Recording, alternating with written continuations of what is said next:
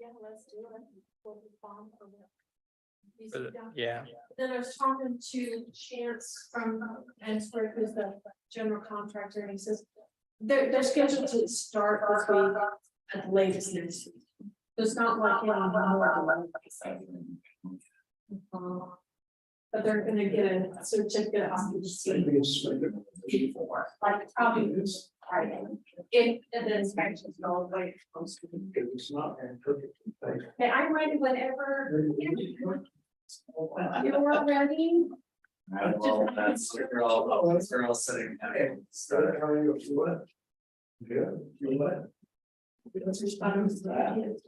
great. Yeah, I look like this.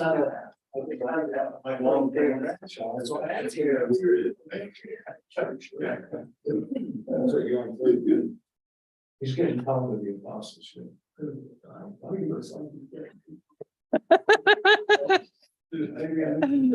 Hey, no. Don't tell them. But if you put on long pants and you shave, they have no idea that you're not even wearing shorts and they're all focused on. Where did you think she goes? He's wearing. Yeah, it's like you got a job interview.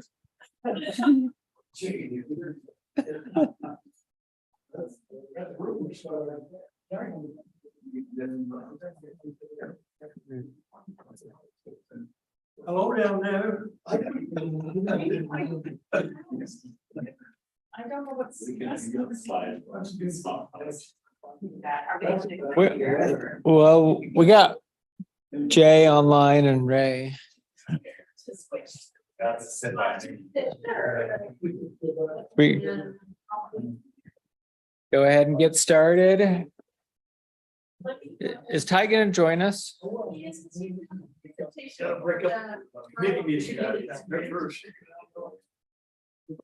Ray, we're gonna get started if you don't mind.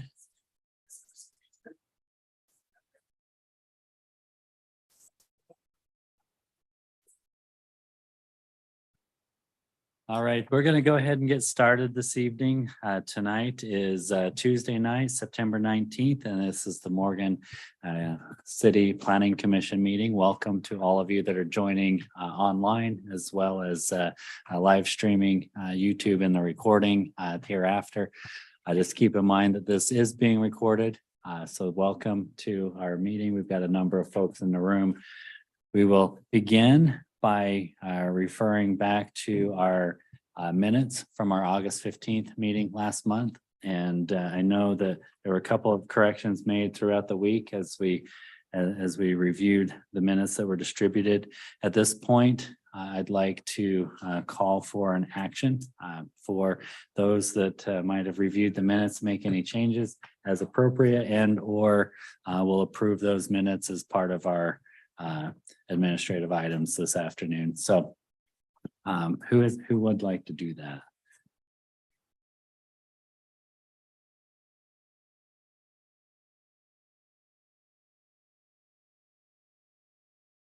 I never had a chance to read through them all. Okay. Fair enough. I know you read it. I did read it, but I was not at the meeting, so I don't know if it would be appropriate for me to. Well, that leaves who do we have last month? That leaves Justin and Ray.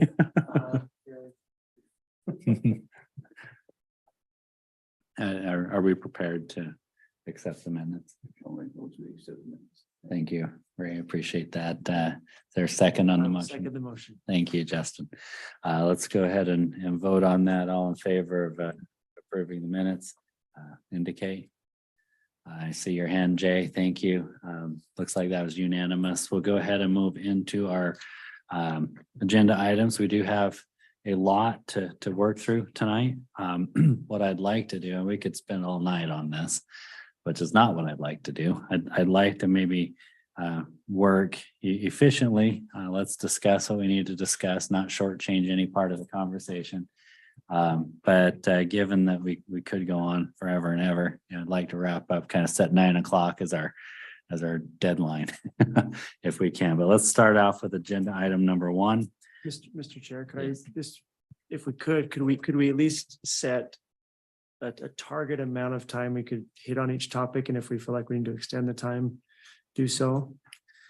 I think we can do that. So that'd be about 20 to 25 minutes, since there's 5 items. So we can kind of budget that. So maybe we'll see where we get. We'll check in at 7:30 on this ordinance that we're reviewing. So that is our first conversation piece. It's the draft ordinance has been distributed. Thank you, Jake, for cleaning that up regarding accessory dwelling units. We'll go ahead and pick up where we left off, and I'll turn it over to you, Jake.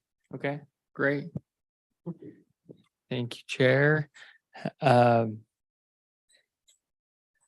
gonna go ahead and do a screen share, but I think it's more about discussion at this point. I think after today, we may be ready, if the planning commission thinks so, to go ahead and put it in final ordinance form and have a public hearing and see what the public says about it.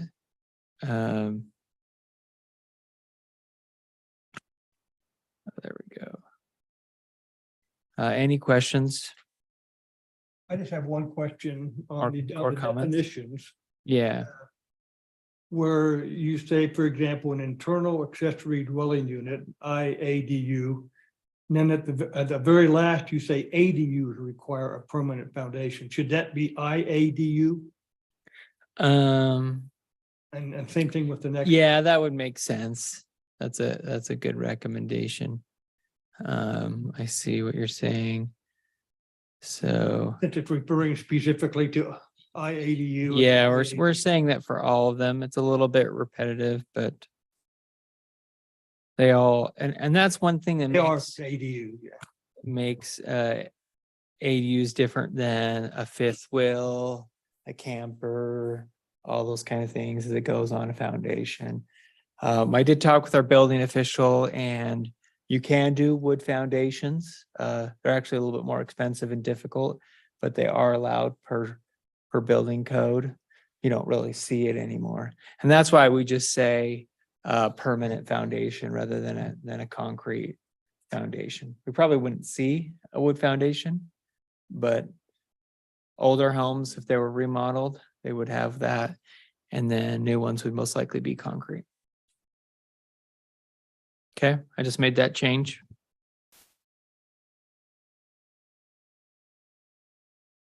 On this part, wanted to clarify because we have residential homes in commercial zones because they're non-conforming, meaning they're allowed, but not, you couldn't go out and build a new one today. So what we're saying is if you have a residential home in the commercial area and you're using it as residential, then you can have an ADU internally, but not detached. And that would allow it to continue the same use and use it as with an internal ADU. If I could speak to that really quick, Jake. Yeah, can you turn up his? Just as we've had this discussion, but I just want to remind the commission of this, is that again, we're not required to allow it if the home is in a commercial use where it's a non-conforming use. And the philosophy behind that is that it's a non-conforming use for a reason, in that eventually under the general plan and the current zoning is that we see that property evolving, eventually transitioning into commercial. And by allowing you to add an ADU to it, then the timeline in which that would transition would most certainly be delayed. And so again, the city has the discretion on whether to allow it in a non-conforming structure or not, but just wanted to know, we wanted you to see those countervailing issues and reasons for doing so or not doing so. So if I may, just to clarify there, so State Street, you've got pretty much that was 100 feet off of State Street is all zone commercial. Existing house on State Street, that's still a residential house structure being used as a residence, can continue to have the ADU as part of it. So if they're renting out a basement. If the ordinance allows. If the ordinance allows. And what Steve is saying is that that we could choose not to, that the state law would allow us not to because it's the underlying zone is different, that it's non-conforming. I think it makes a ton of sense to allow it, you know, particularly internal. Because you're not building anything new. It doesn't change the use of the property. It doesn't extend, in my mind, you know, or perpetuate the non-conforming use. Now adding a detached, like my parents' home, you know, it's residential use, it's in a commercial zone. If they wanted to rent out the house or part of it, seems like an okay thing now. It's not I'm not trying to talk about any type of conflict of Sure. anything. I'm just using it as an example. But if they were to build a little cottage in the back and wanting to rent it out, then that I think would fall under this or would want to prohibit it. Where it's still in the commercial zone. Yes, If it's already a commercial use, like, because there's houses that have turned into a commercial space, you couldn't then put an ADU in that space, correct? Yeah. And that's also required because we have owner occupied. Yeah. Now, if Yeah. they were running an office out of one part legally, living in it and had an ADU, then there probably wouldn't be an issue. Right. Okay. I particularly like not doing the detached on those ones just because you're building, you're adding, you're changing, it kind of messes with it a little bit. And the idea is for those properties to change land uses at some point. The market may already be there. So at some point, the market demand says, we'll pay you more than it's worth as a residential to be a commercial use.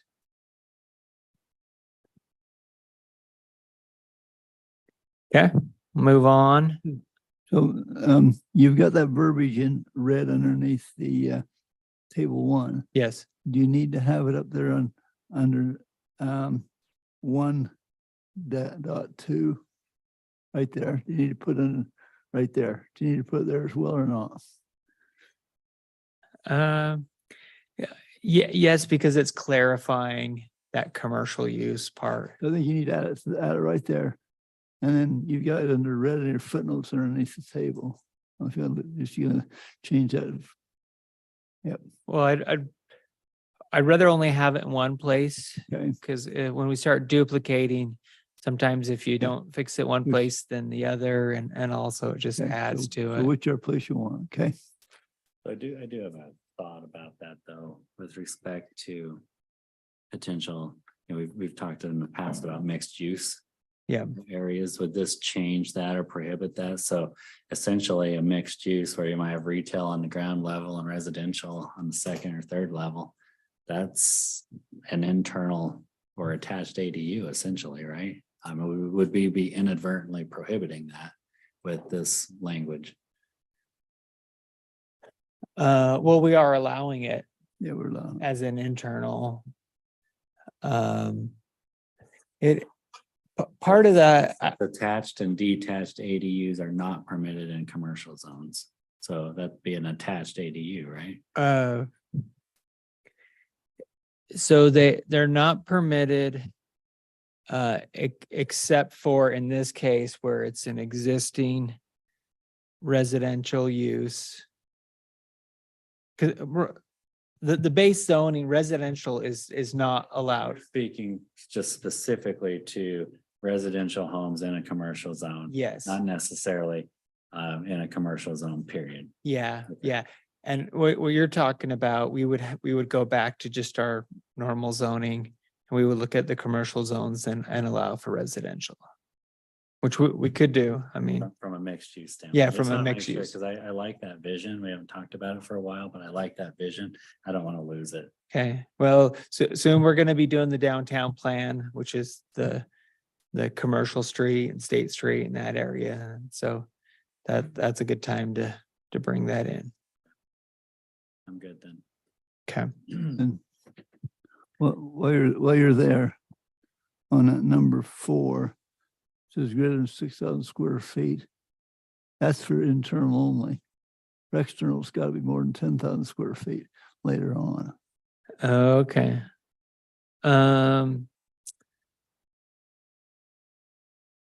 Let's see, where is that on the external part? Because the state law is actually 6,000 square feet. It's. Oh, okay. I think I know it. So for a detached accessory Detached, yeah, for dwelling, detached, we are requiring a larger lot. right. And we can't do that. 10,000. And so that's apples and oranges a little bit there. Does that need to be here as well under number 4? No, That covered it, okay, it's covered under detached. okay, good enough, good enough.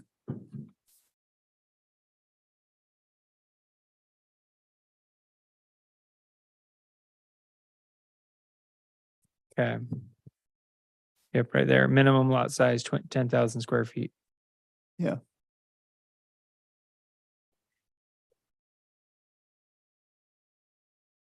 Okay, one thing we do need to talk about, put this in red, is for detached, we could do just 2 stalls, or it could be just 1 per bedroom. I mean, it's that basically, and what we're saying is, okay, so the 2 stalls is beyond what is already required for the home. That part we'll leave as is, because we're saying whatever additional stall you need, it's beyond what is already required for the home. So we're just adding to it, and it could be 2 stalls, it could be 1 per bedroom. That way, if it's a smaller ADU, and it could be 1 per 1 bedroom, and then 2 for 2 or 3 bedrooms. Is another way to do that.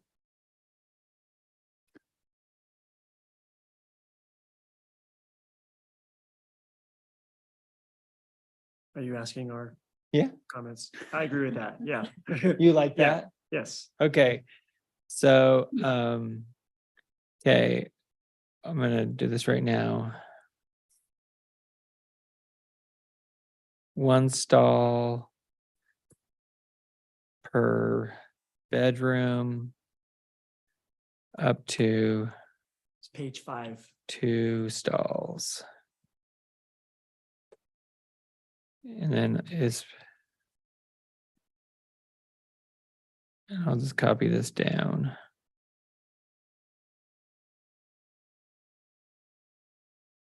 So we're just saying that's beyond what is already required.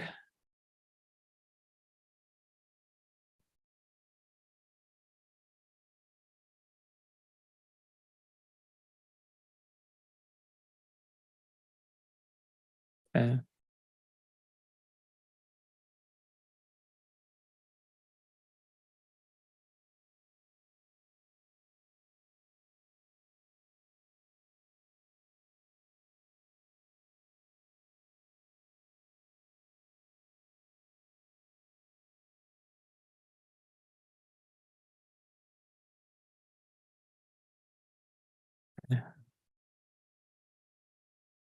Clean that up later. Jake, while you're there, Yeah. up on your front setback. Yeah. That's where unit face, UN should be unit, dwelling units, just finish that out. The detached must be located 5 feet behind the front facade of the primary dwelling unit. Okay, thank you. On Is this that- chart, do we need to put the distance between buildings? If you put a Oh. detached building, how far does it need to be separated? Yeah, We didn't ever put that there. I made a note here to check on that, and I'll add that. Need to check with the building official on that. I think it's 6 feet is That's what we turned last time. the building code, but we'll just check, and that'll be per building code unless you want to do anything different. It just sparked a question, Ray. How are we defining detached? So, I've seen some houses that have separate building and then they've got a breezeway and they attach the breezeway. Does that make it an attached ADU? That's a good, it's not defined. Like, does that have to be enclosed space all the way, or as long as the buildings are physically connected? I think we should define that as sharing a wall or something like that. Yeah, part of the structure. Does the state have a definition? You're saying they don't? No, that part's not in. There is a definition, but it's not that detail. I think what you're talking about, I think I've only seen that like once. So it certainly could happen. Is that one over? In the bird cage. Yeah. They were supposed to have an This- attached garage, And yeah. that's but what, it's how they gonna- got around. it. Yeah. So I was just wondering if that's No, that's a good thought. a legal loophole or not. Yeah. I mean, I don't. Let's try and close that loophole. so Well, we the can question is, clarify. you think about what is the outcome you want to have it, because we have different categories, it needs to fall in one category or the other. I don't know that there's anything wrong with having a breezeway. to No, it. but what about the It- commercial example? If you have a residential home in a commercial zone and we've said you can have an ADU, then they attach it with a breezeway. Are we going to allow them to build? Maybe we need to say that, I mean, that would be classified as a detached. We just need to that- clarify that. it That, would that be. it's a fully enclosed.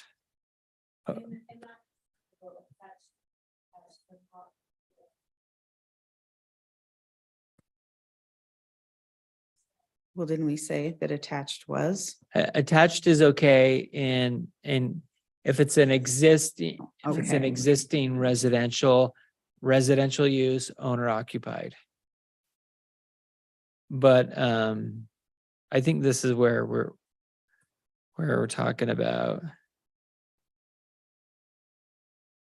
Are we using the terms internal ADU and attached ADU interchangeably? Yeah, we are. Okay. Yeah.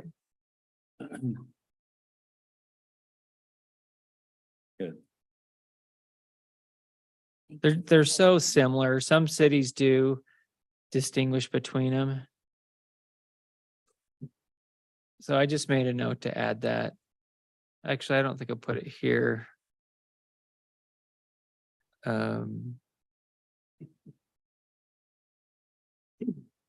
So it would go under.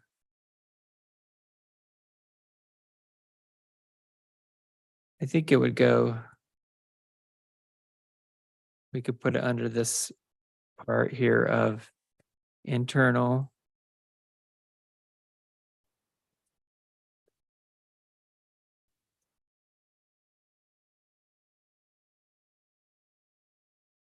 And attached. I mean, it's fully enclosed.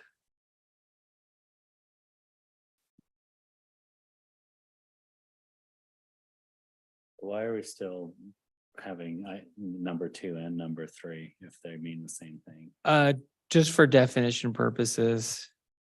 But we do, from here on out, they are the same thing. Okay, all right. Tony, you had a question? Question I have is on the detached, you actually listed occupancy limit of one family. I don't, is that not addressed at all on an internal ADU? I guess, and you know where I'm coming from. It is right here. Standards for all ADUs, number 11, if you look at the screen, highlight, no more than one family Okay. may rent the ADU at any time. And that applies to all types of ADUs, Okay.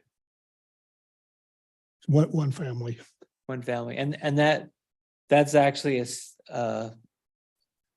like a state law term. That's a very legal term is what it is.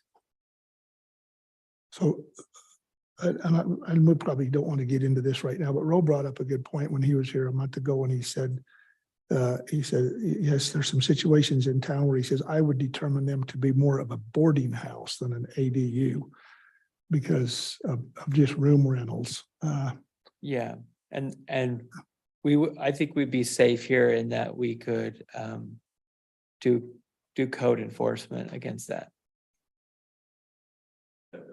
with that definition. Steve, any comments on that? Okay. You're correct. They've got to meet the definition or they can't, they can't continue with it. Yeah, and what is the family definition? Related or no more than 3 individuals? It's no more than 5 unrelated individuals. 5? Yeah, it's actually 5 now.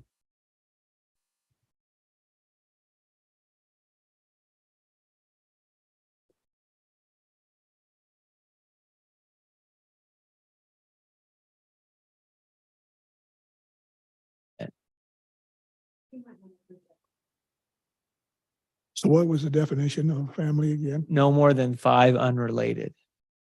And Steve, could we actually go more narrow than the 5? If you did that, it would have to have other criteria such as limiting the number of people per square footage, or putting in other requirements such as we have regarding parking per room or per square footage. That's pretty much the set one without, like I say, without some other, basically life safety where you gotta have some health concerns. And that's why the person per square footage is enforceable. And then, when all of a sudden you've got a nuisance problem with not being able to take care of the streets in the winter because of the on-road parking and those type of issues. So it's a little bit higher standard. Yeah. Yeah, sounds a little bit difficult to be going after that. I think most people would read that and their definition of a family would be more traditional. Yeah, related. And so. Family, but a ward family works just. That's right. And we also, there's the parking part as well. We do require that they have, parking off street. It feels like, go ahead, right? On definitions. Number 3 can have interstellar 3. Attached accessory dwelling unit means an accessory dwelling unit that is constructed directly as part of the primary dwelling home. Right? This is as part of the existing primary dwelling. So like a basement or an attic or a. So the attached is basically they've added on, you've added onto the home. That verbiage to me doesn't say add-on, so it's gotta be built when the home was first Okay. constructed. Okay, constructed directly as part of the existing dwelling unit or added on. I thought it's an add-on. That verbiage to me doesn't say that. Okay, Could just say that is constructed or added directly as part of the existing. It's just added to the existing.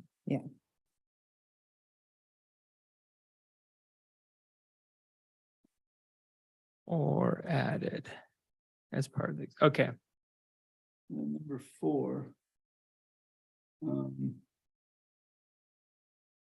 The word sleeping quarters. The rest of that I'm not sure should be there. Okay, Its own entryway to the outside, which is separate from the primary dwelling unit, attached accessory dwelling unit. That's and detached. To me, that word that has sense in there doesn't need to be there. Detached does not have the same entryway anyway. yeah, you're right, it doesn't need its own entryway, because that's a given. I think the separate part is just kind of nice to keep that.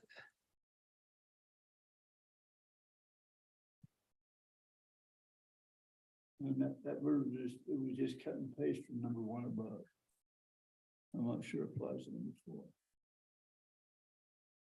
Well, which part? Part we were just talking about. Okay. But we do need which is separate from the primary dwelling unit. And the other parts we still need because we want them to have a kitchen, bath, sleeping. All of that.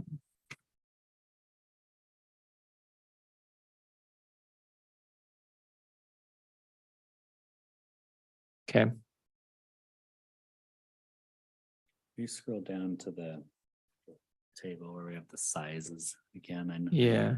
Talked a bit about that.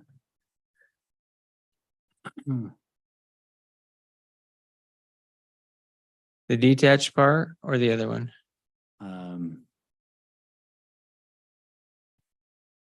Let's look at this. Okay, this is what we have on size. The main floor of the detached ADU shall not be greater than existing square footage of the primary dwelling main floor.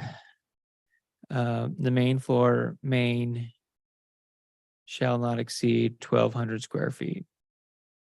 Now there is a question, is the planning commission okay if someone has a smaller home, 800-900, there's probably some of those square footage on the main floor, and then they build an ADU that's a little bit bigger. I mean, it is a secondary unit and all of that, but we're also, times are a little bit different. I do recommend having 1,200 is actually really big and generous in terms of a main floor, because we do allow for a second floor on that. And that cities that have square footages, I think 1,200 is the biggest I've seen. 1,000 is pretty common or a little bit less on that. What's that? Well, the reason for limiting it is because it's a secondary unit, you know, it's the baby attached to the mother, the bigger house, you know, it's the secondary unit. It's not the primary. So it's Well, it doesn't feel very compelling. I hear that term, but I'm just trying to wrap my mind around the concept. Oh. If I was an older couple and I had a small home, if I could build a bigger one, have somebody rent it, I'm not sure what the problem would be. well, part of it is also, you have to remember, we're allowing this in about every backyard in Morgan City. And so we want to go into this on safe ground here, that all of a sudden all the residents don't come unglued because this giant or bigger house than they expect all of a sudden shows up in their side backyard, or, you know, everybody thinks they can tell everybody else what to do, but they can't be told what to do. But I think for just public reasoning and taking things a little bit cautiously, having a limit is a good thing. Oh, Jake, I have. Better to take baby steps, even though this is actually a really big step. But I have a question. If you wanted to build a bigger than your house unit, if you moved into it as the landlord, then you could rent your main, what you used to live in, right? right, yeah. Yeah, you You just have to live on the property. But at Switch. what point are you subdividing your lot? You're not. Right. Ever. So how does it not become that if you were going to build a larger house than the existing house? Well, I that's think there? that makes sense if you move into what you just built and rent out what you used to live in. I don't get that. And maybe just educate me, because then you've just put two houses on your lot. I understand the accessory dwelling unit and the reasoning behind keeping it smaller. But if you're just going to build a bigger house, then we're just letting you build two houses on your lot? Well, but, Well, but like Ray mentioned, there's some small homes in the city. And there are small homes on large lots. Yeah. yeah. But if you built a bigger accessory dwelling unit and you rented out your smaller one, I can't see that as a problem. is there some sort of legal clarification that you would specify one as your primary dwelling and the other as your accessory? Well, just because the one existed. and you Yeah, I built don't a think new it one, doesn't really. I mean, one would legally, one would be, I mean, there will be, it'll be noted on the deed. There'll be the building records. I mean, one house will always be the main structure. Yeah. And the case of it being a bigger house, I think that's really in the cases of where you have old, smaller homes With big lots. with big lots. So it's Okay. it's a little bit different scenario than, And I'm just trying to think this through, really. Okay. I'm not claiming to Yeah. understand or have an opinion. But like there are homes in my neighborhood that are good sized homes, 2,500, 3,000 square foot homes that have huge lots. So what? They're okay to build a 5,000 square foot home behind that? And now we've No, got two. no. Okay, how are we going to avoid that? is well, what that's I'm where this saying. comes in. 1,200 square feet. That we're. Right, okay, and I advocate for We're that. capping the main floor, we're capping the footprint. Okay, and that's why I agree with capping the footprint, is because I could see that and- spiraling and- out of control if and we the left too much case- leeway there. And we could even just leave this at the maximum floor area for the footprint. The main floor is 1,200 or 1,000 square feet. And then nothing else really matters, whether it was a small home to begin with or a bigger home or the size of the lot. We're just saying that's as big as you could go. That's great. And that's actually pretty big. Even 1,000 square feet is a good, because you could go up or you could go down. Down doesn't matter as much because it's almost invisible. Going up, there'll be that visual impact a little bit. So the question I have is, what if it's a 5,000 square foot storage shed? Well, Does that come under a totally different? yeah, that's a storage shed. That's not an accessory dwelling unit. But is there a limitation to how big they can build a storage shed in their backyard if they have a huge backyard? So here is a question, if they wanted to do accessory dwelling over part of the storage or a garage, because we do allow that detached to be built over a garage. That's pretty common. But to me, if I was the neighbor to that person and they built a huge storage shed where they're going to, Well, the storage part would not apply to this. I Okay. mean, that's That's a like totally separate completely different- subject. Yeah, we'd have to go look and see what I'm sure, I guarantee we have an ordinance for, I know we do. I don't know what the number is. So Mark, yeah, Yeah, across the street from you, that's as big as a storage shed can be on that lot. that's exactly what it is, huh? That's the maximum amount. Okay, Yeah, the permits and everything, yeah, that was as big as it could go, the setbacks.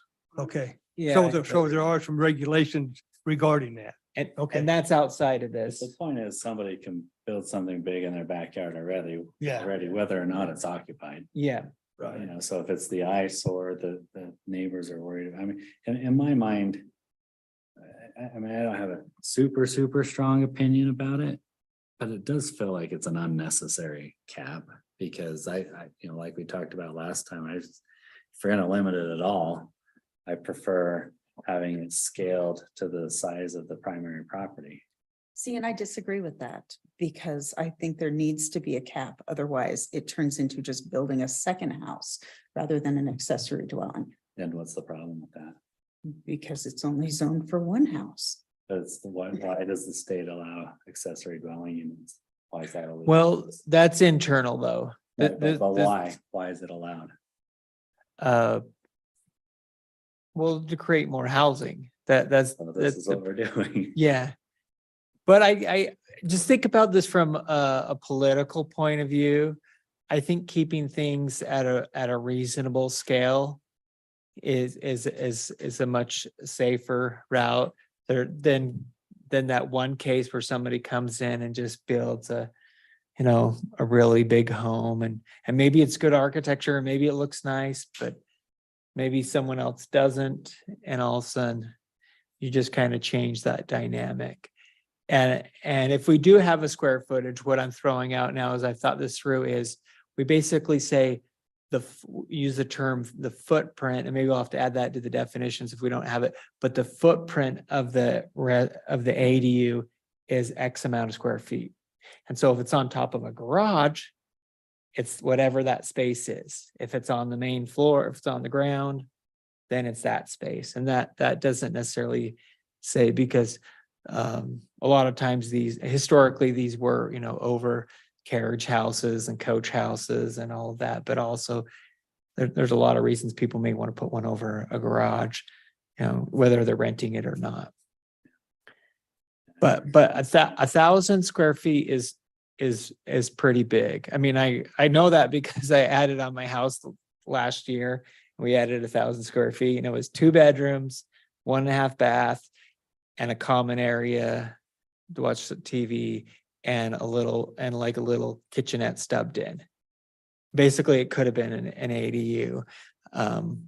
And so, and that's on 2 floors actually. So the addition was 500 on that, and it's pretty good size. That's why I would almost say 1,000 would be pretty good. And if somebody said, "Oh, it's got to be really big," you just say, "Well, go up and go down." Jay, you have a comment? Yeah, I support the ADUs. I understand the concern about building a ginormous home in the back, because the spirit is, right, it's an accessory. Kind of sounds like a necklace is smaller than the head, or a ring is smaller than the hand, or something. The phone is smaller or something. So just to give you context on 1,200 square feet, I think we all know homes in the area. I just want to give you some reference on size, because I think what we're trying to get to here is actual size. So if I could give you something to picture in your mind, if you could think of the home on the corner of 100 South, across from like Serene and Scott Brooks. It's been sold a couple times. It's got a 2-car garage. It's brick. That's about a 2,400 square foot home. It's a rambler, so it goes into the basement. But that home, if you were 2 stories, I would just say in general for Morgan, 2,400 square feet is in general a full-size home. Now, we have homes in the community that are much bigger, and we have some that are a lot smaller. But for the example of 2,400 square feet, you could do 1,200 on main level and 1,200 on top of that. So if we're worrying about size, if that helps you with a visual, just know that a home built back in the 70s on 100 South is probably about a 2,400 square foot home. Instead of going in the basement, it would go 2-story. So if that home is too big in our conservative mind, in our conservative approach, then maybe, to Jake's point, maybe we reduce that to 1,000 square feet or 900 square feet, and then that'll make it a 1,800 or a 2,000 square foot home. That rambler. That's 1,200. Let's see. Yep, that's 1,200 on one level there. So that's a 2,400 square foot home. Including the garage and the square footage. Typically, garages are not. For him, though, I'm asking on this specific house. And he's saying No. 1,200. Does that include the garage? No. So instead of that other 1,200 being buried in the ground, it'd be up above grade. And that would look, in general, like a big 2-story home, and they could put a 2 or 3-car garage on it, right? That's doesn't count. So that's the size we're talking about. If you want to go a little bit smaller in size and be a little bit more conservative, if you want to see what a 2,000 square foot home looks like, 251 Hound Street. 251 Hound Street is a 2,000 square foot home. So I mean, it's helpful from a perspective standpoint. I guess my concern is we are proposing legislation around an edge case as opposed and limiting, I think, or creating unnecessary regulation for everybody else. I just don't think that this is going to be an issue. And I'm uncomfortable over regulating something that's already self-regulating. Because it's fixed to the size of the house and yes, if someone's got a 10,000 square foot house and we create a fixed thing, could they put a 4,000 square foot whatever in their backyard? Well, if they've got a property that can handle that, who cares? It's all relative. It's based on the scale. It scales automatically. It's self-regulating. I don't think we need to put anything in here to over-regulate it when it takes care of itself. I respect that perspective, but I disagree. So, Same. I would put a show me top the on it, views. just because it seems like We've it's. seen examples of what this looks like in practice. Show me what you're concerned about. Show me a real life example of Where Of have where we this is. seen examples of this? Well, detached ADUs are not allowed in Morgan, so we don't have any local. right Examples. There's other places in the world besides Morgan where, so show me. I mean, help, just like Jay was able to help visualize what 1,200 square feet looks like, help me visualize what this monstrosity in someone's backyard looks like. That's completely out of character of the neighborhood that it's in. Well, and at some point you're at a duplex, you're at a two-family home zoning. It looks like Steve, I think, probably has a comment. Well, yeah, well, first of all, the potential that we're talking about has not been allowed by any law, so there's not going to be an example. But I think the concern there is in Morgan, you have several large lots with a really small home on it. And if I'm getting the commissioner's concern appropriately, also they could, and it might be just a small home, and there are several small homes along there. And if one person elects to max out the square footage of which would no longer under the definition be under the common definition would be an accessory dwelling, but as the mayor indicated, maybe become their primary dwelling. And now you've got a huge home behind the small homes that would be significantly different than what otherwise would be allowed as opposed to trying to scale and make consistency within the neighborhood without having one castle amongst a bunch of smaller single family homes, and that's where that concern comes in. And as far as the earlier comment about, well, then why are we doing these ADUs because of the more housing? The reason that we're facing this ordinance tonight is because basically the state legislature, and I'm not going to say this very artfully, shoved it down our throats. We don't have a choice. We have to at least do the internal ADUs. And so we need to take a step back and say, okay, one person can do it on one lot, that's fine. But don't we want to maintain the existing ambiance, character, whatever of some of those neighborhoods, as opposed to letting someone put something huge in their backyard and on a whim say, okay, I hereby declare this my primary residence, and now this little one out front is the ADU, and look at the character of the block. And if I didn't state that right, what your concern was, Commissioner Aaron, I'll try it again. That was perfect. Thank you. So if no one else is hung up on this, we can move on. Like I said, this isn't something that I'm going to follow my axe for. I just feel like it's unnecessary as a general principle. I prefer to under-regulate, let people who own a piece of America do what they want on their piece of America, as long as it doesn't infringe on other people's rights. And this is just an arbitrary right that we're either granting or limiting. So that's kind of how I see it. Okay, and then just as a reminder, as a planning commission, obviously, you look at the individual lots, that's one thing, but you also have an obligation to look out for the overall character of the city. And when planners are supposed to be kind of paranoid this way, and sometimes it should be really contagious to the planning commission, is that when you're looking at an ordinance, you really do need to kind of look at worst case scenario based on what is being allowed, because experience has shown that developers will take it to the max, whether it's an individual who does it, or whether it's, like you say, a large scale developer. And so, that's kind of the concern. And that's how we, ended up with some of those tight residents with small driveways on North Morgan. We tried to come up with a flexible tool, and they took it to the max. I'm prepared to concede my. Okay, point, so I just have let's one move comment on. that keep in mind is, let's look at the long view of this, and that is that we have a successful ADU program with people actually building them and doing that.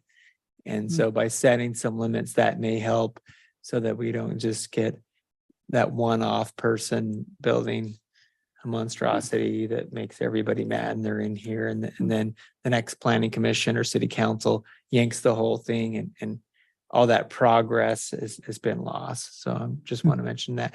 Could we just maybe go down? I just want to see what people think in terms of real quick, in terms of a size limit on a footprint. Just maybe a straw poll, so I could put in a number that everybody's comfortable with. And you can also say no number. That's a very acceptable. I'll start. I mean, for me, I do agree with Nate's chairman's principle on this. I mean, 1,200 square feet is pretty big. I'm comfortable with 1,200 square feet. I don't think it's going to be as big of an issue, but I can see that there might be an edge case out there where someone built something massive. So I would say leave it as big as possible. So I agree. I think, 1,200 square feet is pretty sizable, especially for an ADU. So if you want to limit it to that, you can, but I think we're beating this thing to death. I think we're okay. Can I just make a comment in defense of Aaron's concern? There will be somebody push it. There will be. Are you making a prophecy about a building you have in mind? Totally. Half a dozen times. But I can also see if I had a old little home that I wouldn't have to go buy another lot and build a house. Yeah, or divide it, into a flag lot. So, That's the pressure is against flag lots when. yeah. When you say you can't do a flag lot, someone puts a whole separate. But it hasn't been tested. So. As the ordinance is written, detached ADUs are not in flag lots. Right. And that's just because putting a home behind a home behind a home, part of that is a little bit of public safety, access, all of those kind of things. But let's continue if we can on the number thing. I'm comfortable with that, Fred. Okay.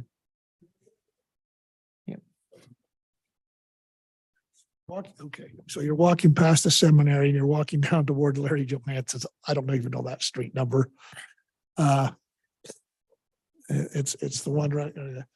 But you walk down that street and you look at those old homes along there, and they have huge lots. And I expect that's because they were probably built back in the 30s. But those lots in those homes, they're old homes. Wayne Price's homes there. They're little small brick homes, but huge back lots. And in my mind, I'm sitting here thinking, if we allowed someone to go back there and put an external ADU back there, and it was, say, larger than the existing home, I guess in my mind, I'm thinking if I'm a next door neighbor to somebody that's done that to me, that sort of changes the integrity of that neighborhood a little bit, especially if there's 3 or 4 of them along there. That's just my thought. I mean, I would be cautious with the size of ADU that we allow. I can't see having a 1,000 square foot home out on the frontage and then sticking a 1,800 square foot home behind it. It just doesn't seem. Just to clarify, I'm not saying have unlimited size. I'm saying scale it to the primary unit's size. That's right. So it's always going to be smaller. It might be 30%, 35% of the primary residence footprint.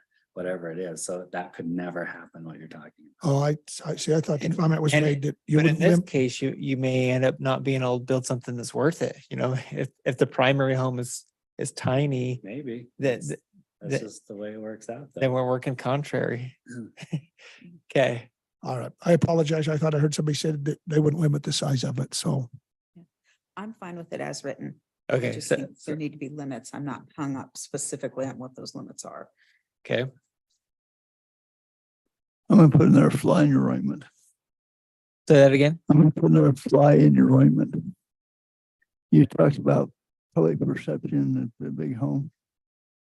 Public perception can be more upset with 2 stories than a larger, 1-story home. You could build you could build a 2,000 square foot, 1-level home. And people will not be nearly as set as a 1,000 square foot, 2-story home.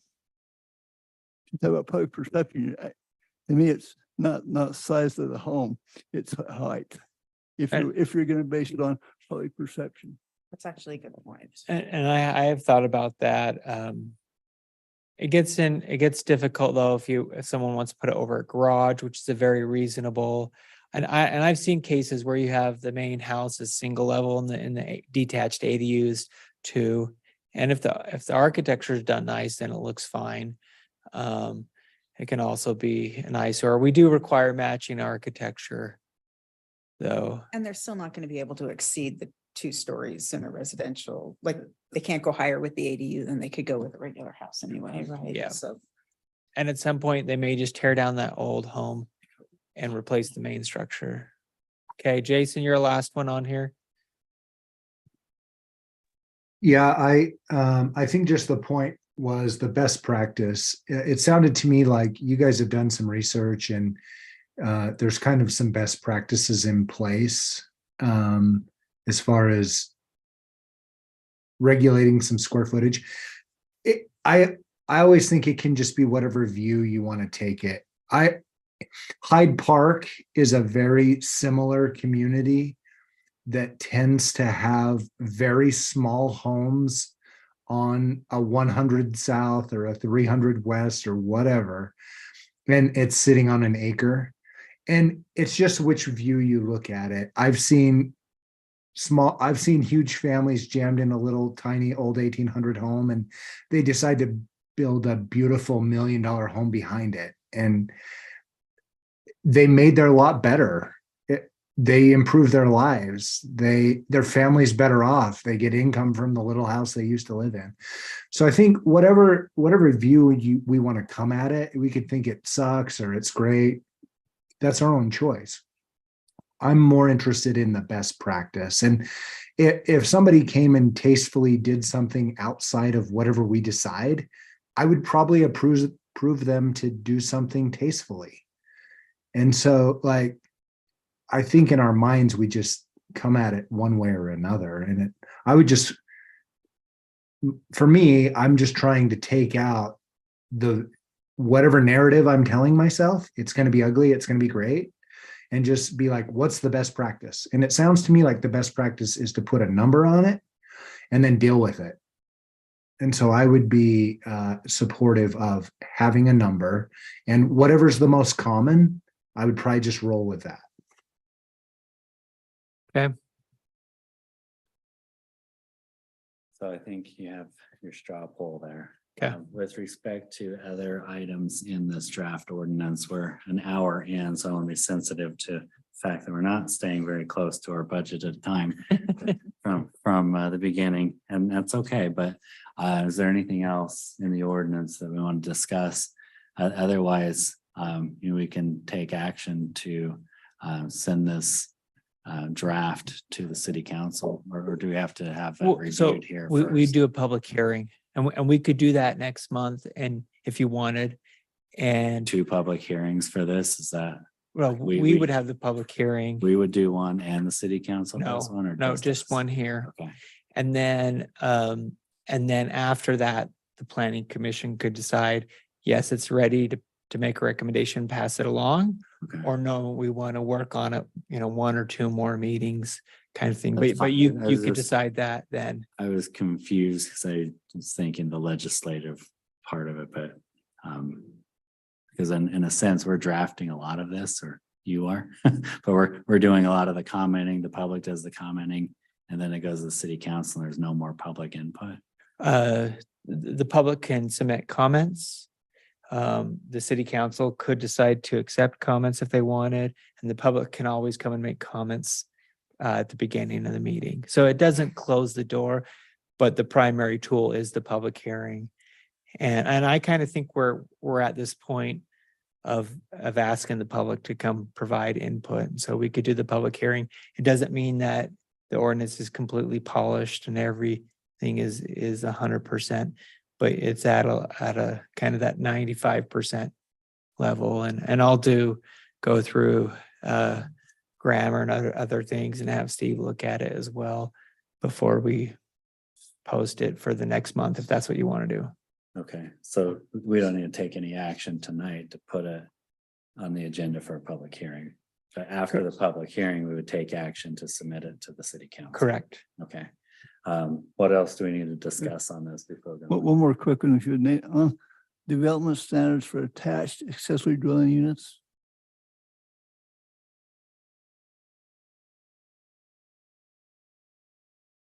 Development standards for attached, yeah. Okay. Number 5. I would still plead the case that manufactured homes are very, very solid and stout, and I'm not sure they should be prohibited. Yeah, maybe we just take out manufactured and keep mobile home because I that's think mobile different. homes, yeah, I agree with that. Okay. Manufactured homes, they're very, very stable.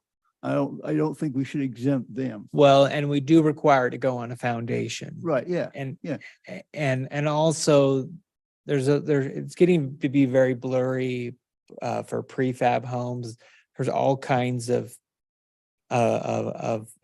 new construction that's being fabricated in a factory. I mean, you may even saw in the news there was a religious temple building that was built in Alabama in a factory and assembled in 6 months. And so certainly things are different construction wise. So, I agree with clearing that off. okay. Now, is a mobile home considered anything that has wheels? For example, these small little homes that they're making that they're on wheels, is that considered a mobile home? Yeah. I'll just have to read definitions on And it's just for putting an ADU in it. it. Okay. Basically saying in a Yeah. mobile home or a trailer kind of thing, you can't do it in that. Not that you couldn't, yeah, you just can't put one inside of one, right? Yeah. That's the, okay. Yeah. Anything Okay. else before we move to the next agenda item? Otherwise, next time we talk about this, we'll be with the public present. Okay. And I'll prepare a presentation so those who come for the first time can kind of, Okay, they'll get a little bit of background on it. counting on that. All right, we'll move to agenda item number 2. This is our discussion, which we also spent some time with last month. Again, we could spend the rest of our time on this too. So let's maybe get out our main points and understand where we need to focus. But this is for short-term rentals. So again, Jake, I'll turn it over to you. Yeah. I think I just want to come away with the direction, the planning commission, we heard from the city council. My takeaway was some of them did not necessarily think we need an ordinance. Let's just let the free market decide. Some of them did want an ordinance as well, but there wasn't necessarily a clear direction from the council on that. And so this is where it goes to the planning commission to decide. Yes, we want an ordinance.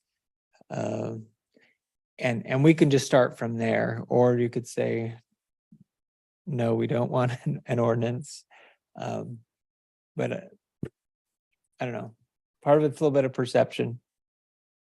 Well, Jason raised his hand first, so Yeah. let him, but I'll go after him. Go ahead, Jay. Did you have something, Ty? Yeah, and then the other component is, I think in council is there's also short-term rentals as a business license and less on the land use Yes, So, you know what I'm saying? Like that's, I guess that's the alternative is. Yeah, so if you is it- don't want to make it a whole land use section of code, the council also has the opportunity to decide if they just want to regulate it through business license and administrative code. And the business license is all about operations, how they're running it. And not about where or anything like that. Okay, Jason, sorry, you've had your hand up for a long time, so patient. Oh, no worries. Thank you for my turn. So what I would say, my thoughts are, I work in a place where I work with these entrepreneurs that are looking for these opportunities. High risk, high reward. And what I have perceived is typically the people that live close to these have different opinions. They're the ones that may be the most offended or affected. And I support and understand that. And so in my experience so far is some of my thoughts and some of my feelings are, I would try to designate areas where these are more friendly. I would try to, just like a commercial zone or a residential zone, I feel like it's got its own unique usage. And I would try to identify where we might allow those to go. And then I would try to capitalize on them as well. Those are entrepreneurs, those are business people that are making a profit and they're willing to pay and pass on the premium that may be charged onto the consumer. And so for me, my framework says, if the natural market says Morgan is due, then allow the doers in a certain area and let the consumer using it pay the premium. And that, in my mind, would allow the tax entities to benefit. It would allow the people that want to do that. And it would allow some protection for the people that don't necessarily love it. And one thing on that, Jason, I've seen Hurricane has this specific developments that are all short-term rental. And that could be something a little bit different. There's the one-off of homes being rented or ADUs being rented, and the one per lot or two per lots, whatever.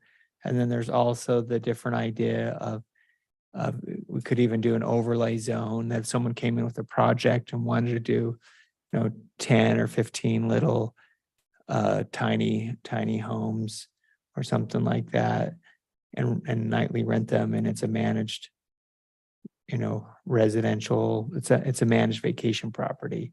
That's also, I think that's kind of a separate thing, but that's something to keep in mind that we could also do or bifurcate as part of this. Go ahead, Justin. So I think Ty had alluded to what I was going for. So basically, you cannot adopt an ordinance, but just do it all through a business license, right? Okay. I mean, I like that for my vote on that. It just doesn't clog up more regulation that we just don't know yet on a lot of this stuff. The second thing I wanted to point out was putting on a tourism hat here with the county. We're going to be promoting and putting more stuff in Morgan County. There's some things that are, I think, going to happen. They're going to invite more people here. We don't have enough. We just don't have enough space. An example is personally, I go to these mountain bike races, and we had one in Price last week, and we have one in Manti next week, and we have one in Cedar City the week after that, and they had one in Manaway. Anyway, when you do that, the hotels book out, and then everyone goes on to do an Airbnb, and they go really fast. So we need to have more capacity, and so which is why I love doing this. I just think the more that we can really encourage it, but make sure that we know, and I think through the business license, it makes perfect sense to do it, the better for us, because it's only going to get more and more the demand will go higher for us here more and more, and it's not gonna go down, it'll go up, and making it easier to do is gonna be better, I think. You'd asked initially what our take was. We heard the city council's take when we met last month. My take is consistent with what we've heard so far, regulating this through business license as opposed to any land use ordinance. That's my preference for this initially. Jay, I am interested in kind of addressing what your concern was, or at least what you brought up. I don't know, like we talked about with the previous topic, maybe not regulating that out the gate. Take a more cautious approach. And if it did come to that, then I'd be more inclined to either designate spots, but not every spot, or there's some density. So you're not going to hollow out a neighborhood where everyone's converting, and now the market drops and we've got a bunch of vacant buildings. So I mean, and I don't know that we start there though. I just think we regulate it through a business license at the gate, and then at some point, if we need to designate specific areas and or specific densities, like maybe you can only have 5 per X amount of dwellings. But And that would be land use. yes, down the road. But for now, I don't think we do anything. I think we use a business license. Go ahead, Ty. So just to comment on that exact point, I've been paying attention to other cities and that sort of thing. And when they designate an area or restrict it, it creates artificial demand.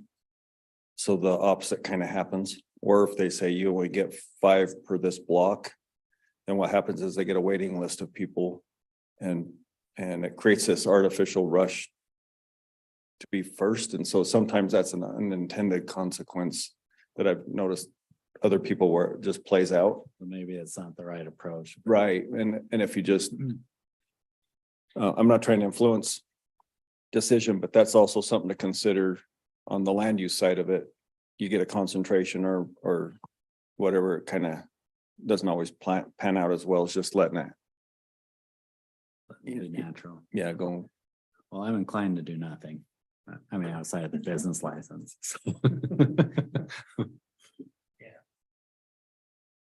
I agree. I think at this point, regulation through business licenses and nuisance ordinances is most appropriate. I don't think we need anything more restrictive or invasive than that. I have number 3, Nate. Go for it. All right, good. You got what you need? All right, Ty, you're up. You've been very patient. You didn't even have your hand up the whole time. Rural Opportunities Grant. Oh, okay. Appreciate Jake completely getting you tired before I spoke.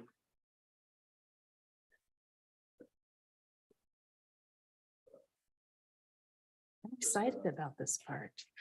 What's that? I'm excited about this part. Doing good things. That's all we can do. Well, I'm good.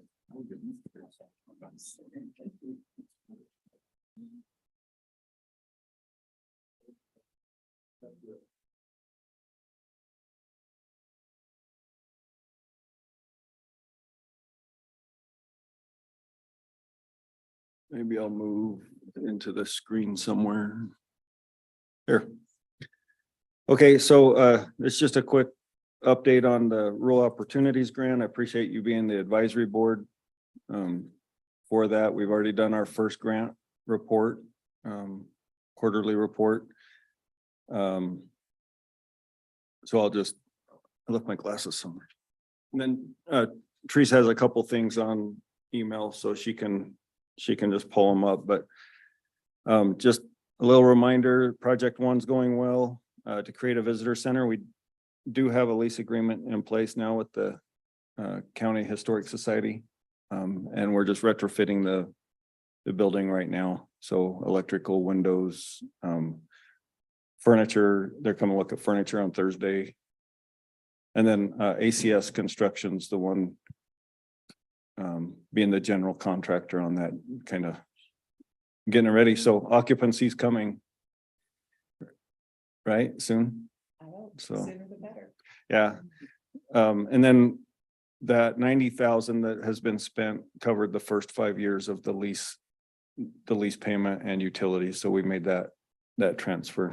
And so we're starting to spend money on that project. Ty, This- just a question. Yeah. Are any of these funds contingent on milestones or are they they're fully granted and we're just giving it an accounting as we go through this? There's no risk of losing the funds. Correct. Okay. Yeah. So what we're doing is in each project, I'm kind of just spending money on the priority, seeing how far the money goes and then how much more we can do under that category.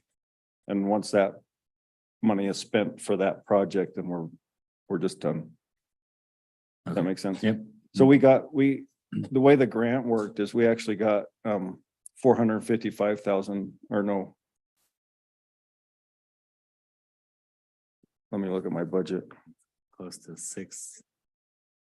Well. Well, that just for that project, but anyway, we got 90% of the grant money up front. So we've already received the grant money up front.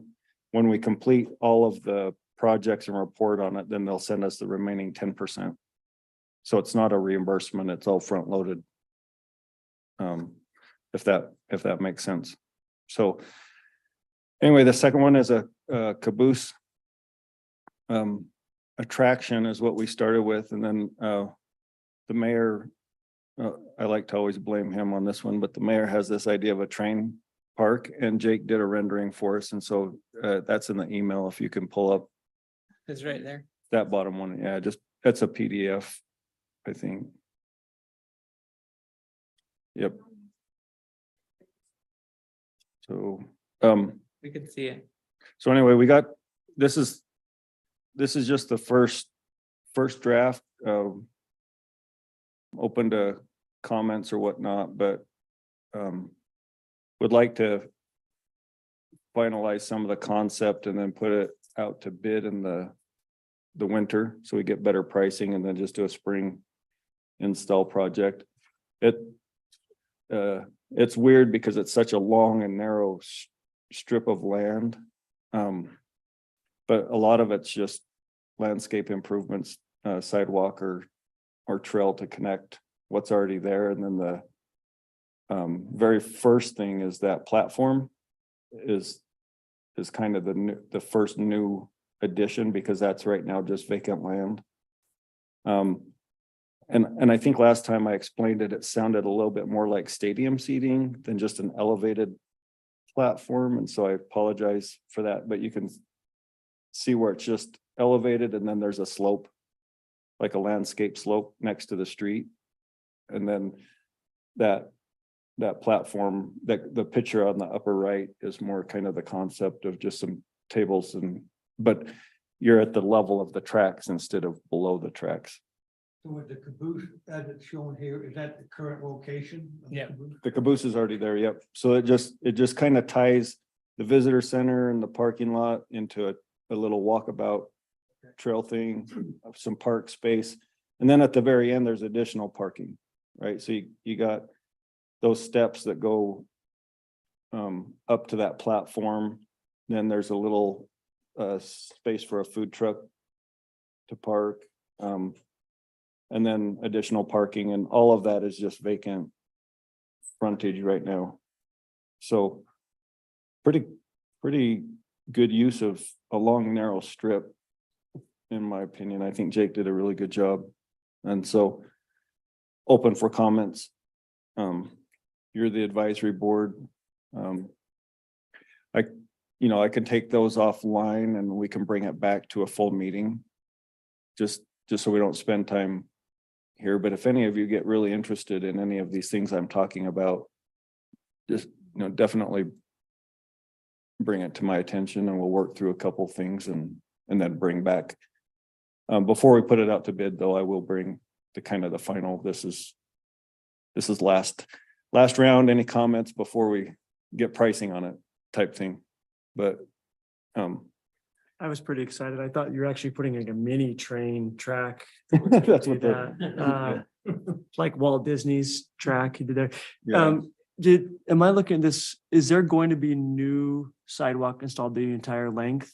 Except for where it goes up on the platform? Is that what that is? Use the cursor. Yeah. So all of that, it's actual new sidewalk, because we have sidewalk on the Curb other gutter side of the sidewalk, street, yeah. there'll be sidewalk on this side, right? And that. Well. Not sidewalk on the street, is it, Jake? Just curb and gutter? I'm like 'Cause the 5 foot sidewalk kinda concrete meanders. sidewalk. The sidewalk kind of meanders through the Well, it'll park. be a concrete path the whole way. Yeah, so that's the sidewalk, so there's, Yeah. Yeah, but not like along the street like. a yeah, that's, no, traditional- that's fine with there, But but the crossing over, you see at the top by the visitor center. Yeah, good. That could be a painted crosswalk, or it could be a sidewalk going across. So the idea was try to connect over to all the commercial part of Commercial Street. Yeah, and then take advantage of the green space that we already have. But be able to navigate from one end to the other, park on either end. Well, I like it too. I'm curious. Just in the, trying to picture the scale where the second parking is at the end of the project. What does that line up to across the street? Because those are just residential Yeah, houses. aren't they, right? homes across the street. That's way past. Yeah. the Commercial part. Yep. Okay, I was just curious where that line up. And they're just parking. Like camp trailers and stuff in that space right now. I mean, it's kind of right across from, yeah, right across from the parking lot, so. So what's the distance from the fence to the actual track? How close are they standing to the track? Pretty close, Yeah, 4 or 5 feet. and it would require fence on the track side all the way down because the fence right now stops. Is that first track right there by the depot building a live track, though? Do they? Oh, yeah. Is it? Okay. I thought they didn't use that one Yeah, anymore. when your people move into that building, they'll know. Will it? 60 Put trains. a couple of day. phone calls Right. on pause. How many trains a day? 60.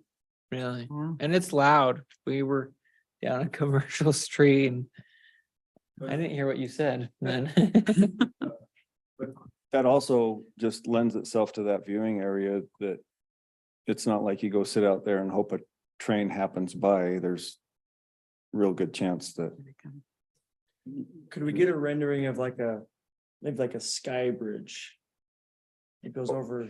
Over the track and connects to track. a certain building on the other side. Yeah, but it that's just would be currently a really vacant. good viewing platform to see what's going underneath. Be awesome. Yeah, so The, not on this project, just because I'd have to talk to the railroad. the current Don't have time distance for that. between the fence and the railroad track is 12 feet. Yeah, but 12 feet? You feel the whoosh as the train goes by. yeah, and they'll probably honk at you if you go like this. For sure, Yeah. the trains will do that. They do anyway. So anyway, are we good? You have a comment, right? That looks great. Finds at least something, right? Starting point. So the third project, right now we've done a flagpole. So we had a tree on Commercial Street die and we replaced it with a flagpole, but the base of that is gonna say Morgan Historic District in stamped concrete. Right there, right where the street comes into. Right, and yeah, and so we kind of took advantage of this grant.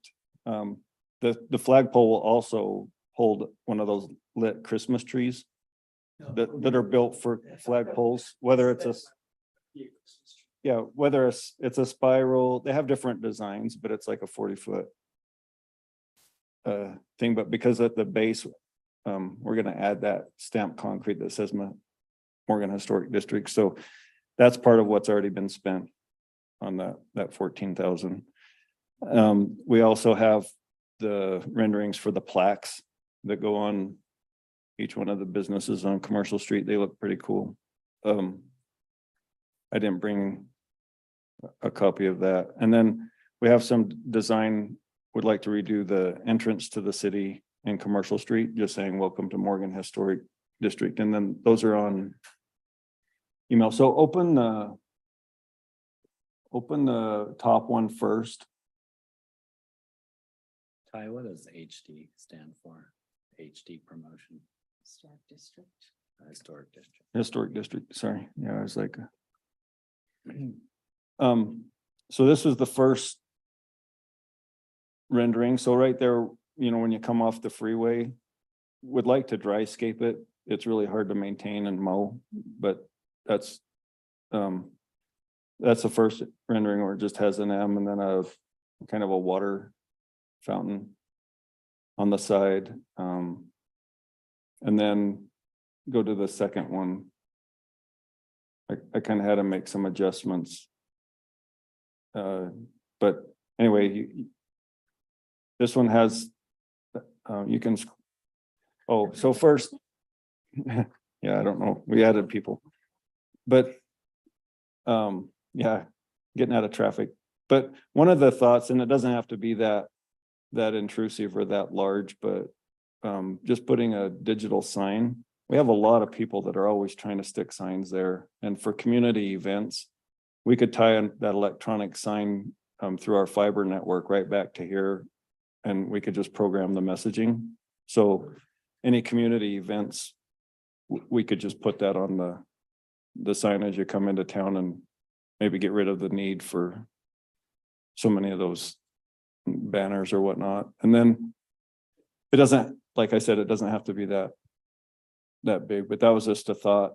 And then the waterfall is an M. It just stands out because the first rendering, the M is laid down, and that's two different concepts, and that can be a mixture of whatever you guys suggest, but that one just incorporates a waterfall with a M coming up. And then I don't know if the bottom, if it has the night rendering, but it would have colored LED lights.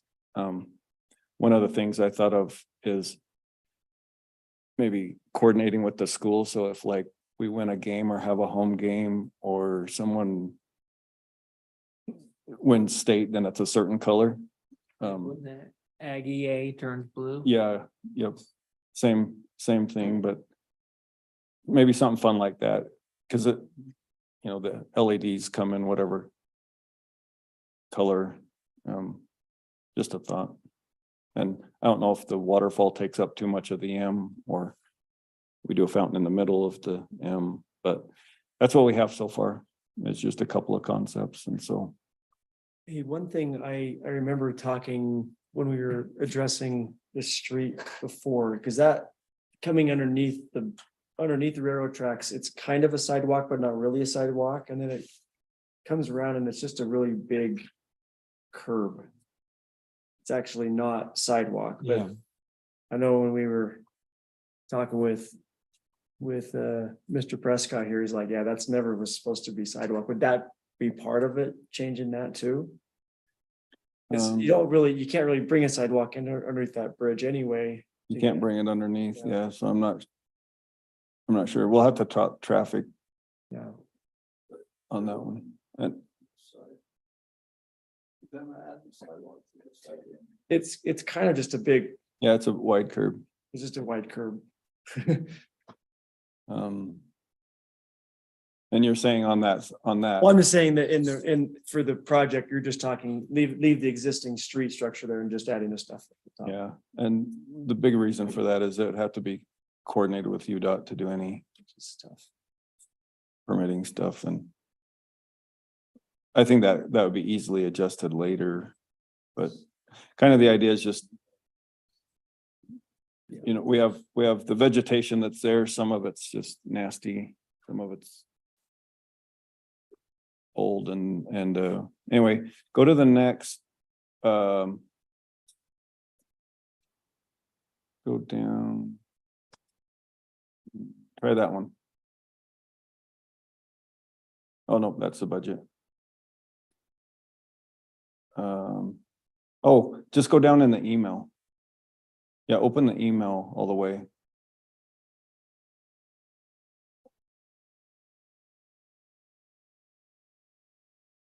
Oh, there it is. And then this is that secondary. So after you come under the tracks, that's all grass right now too, and it has a sign that's kind of tucked away with the businesses.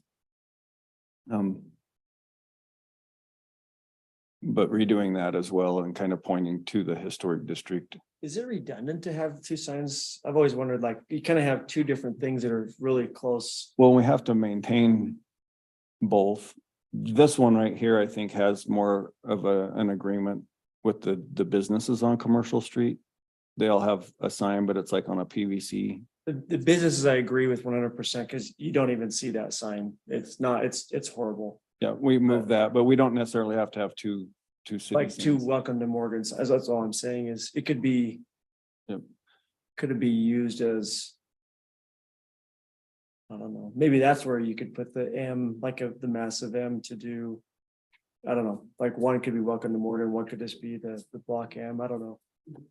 Just a question, at one point, the mayor had a conversation about working on that interchange. I don't know if there's an update as far as if that's a no starter or, if there's potential that either that whole underpass could, work out a deal with the railroad and it gets widened and or a different interchange to enter Morgan. Is any of that moved? Does that factor into this? So, And it's so not happening. we are in line for a study, so we can't do anything UDOT wise without a study, but that's part of, I emailed him.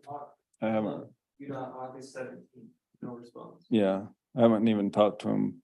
But we're supposed to have money programmed in to have our whole interchange studied at the same time we do our downtown area plan. So it all ties together. I know it's an uphill Yeah, kind of situation. but I was just and curious. definitely not before this project is finished. All right, Thank you. I have a quick question with that new Young Street Bridge. Right now, when you come off the current freeway and you right ahead of you, it's a one-way street. Is there any decision to make that a two-way street? Now that you've got the bridge done, so you can go underneath, come across Young Street Bridge and then go there? I have the thought. in my mind, That'd be the next X. Yeah. You mean the access Be a road? one-way. Sorry. It used to be a two-way street, Yes. but I want my vision is another exit there for school buses and the mining trucks, the gravel trucks to exit there and go up to their gravel or go to the bus garage. So it would still have to be one direction towards Evanston kind of thing. Yep. I know on 600 East, there's more big truck traffic than it's been there for 100 years. But I don't see how those big trucks pulling a pup could make that turn and then make another turn to get on the freeway. If you make it a two-way. If you made it a two-way. Yeah, Well, in yeah, that's, either case, it's still a UDOT. That Yeah. would create another UDOT intersection conversation, so. yeah, I know. And, right now, if you're taking the current exit instead of turning right and going east the underpass and going down State Street, you could go straight ahead, take Young Street and then, avoid a lot of the city and the traffic and. Well, I want to bring it back to the Yeah. conversation. Go ahead and finish your thought though. Avoid that intersection, when the traffic to avoid that intersection, it is a bad intersection. Yeah. Well, right now, the kids coming to school from Mountain Green are doing that. They're coming off the freeway, going straight through and coming over the bridge. That's eliminated a lot of traffic, what it used to be. And now if you had it two-way there, you could do it the other way. But anyway, another subject. Potentially, yeah. Yeah. I think these are good thoughts, definitely to explore. I only brought it up because if we're investing, in these areas that potentially could just be throwaway if in 3 years, it's all gonna get torn out for a different intersection anyway. The whole point of this grant is just to give everybody something else to complain about. So I only like to do it in like $100,000 increments so that I have a lot more opportunity to complain as we go. I don't want to do too much at once, you know what I mean? Might run out of. Sorry, that's what you get after 8 o'clock.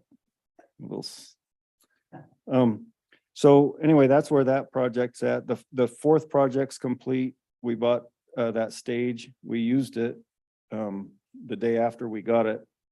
Lance went and picked it up, and then we used it at that free concert at the park, and it functioned really well. It's a big improvement over our other stage. Has a big canopy. I was surprised how tall the canopy is, but our guys all got trained on it, and we're excited to use it for other community events. So we went over budget a little bit on that one, but it was worth it. And then the last one's just the event space. So those are kind of the bullet points of what the event space included. And then we do have our first applicant that has an application on file, but it's the Valis. And they're gonna use way more than just the 25,000 for an electrical upgrade.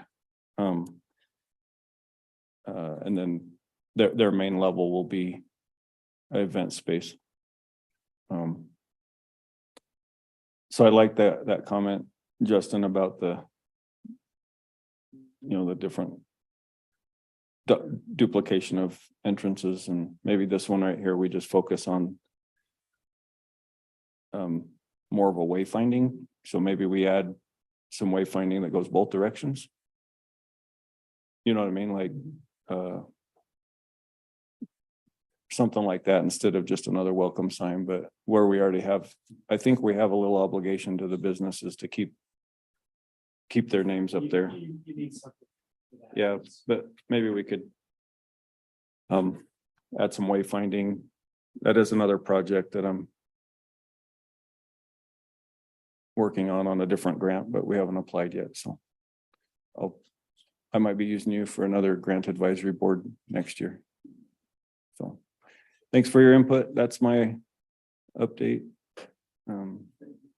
Let me know questions, concerns, and then, like I said, before we pull the trigger on the final of any of these, then I'll be bringing it to the advisory board. But I would like more input up front than at the last rendering. So if you do have comments like you just mentioned, I appreciate them.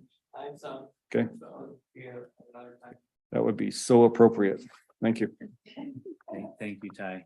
Good things happening, and appreciate you securing that grant money.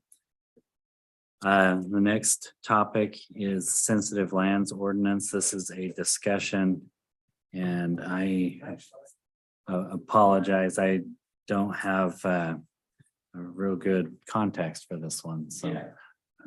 So this is actually a smaller item than you think. I'm gonna pull this up.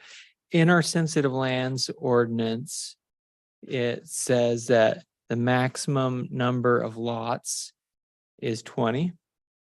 And what we've been seeing is a number of developments that are like townhomes, and they may be 20 townhomes or 30 on a single lot or multiple units. And so what we'd like to do is just basically make a change to have that say units instead of. So I'm going to do a screen share here, and I'll bring this up. And today is just discussion purpose.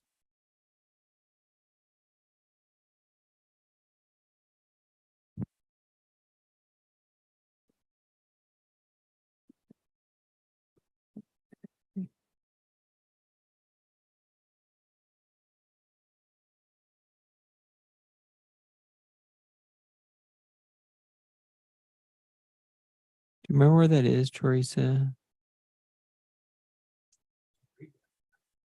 It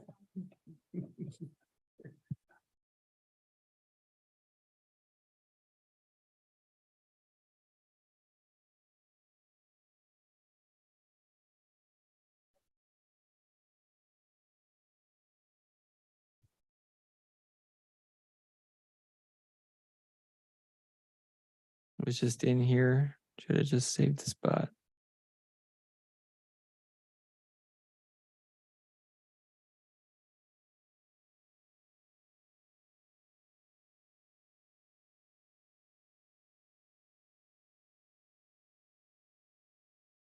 Steve, do you remember where that is? No, we've discussed it once.